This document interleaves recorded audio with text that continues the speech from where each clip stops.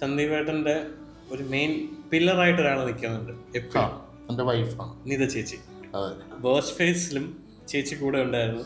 ചേച്ചി എപ്പോഴും നമ്മുടെ കൂടെ ഉണ്ടായിരുന്നു. ചേച്ചി ഇല്ലാത്ത സമയത്ത് എനിക്ക് പരാജയങ്ങളായിരുന്നു.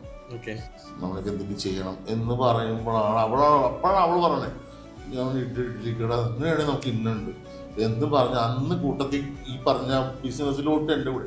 അതുവരെ നീതു ഒരു കാര്യത്തിനും വരില്ല, വീട്ടുകാര്യം മാത്രമേ ഉള്ളൂ.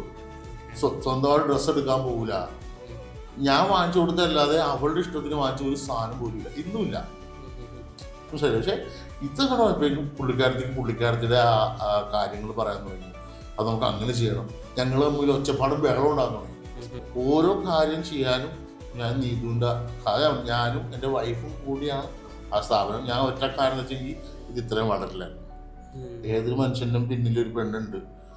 അത് നാശത്തിലാണെങ്കിലും രക്ഷപ്പെടാനാണെങ്കിലും ഒരു പെണ്ണുണ്ടാവും, അത് ഉറപ്പാണ്.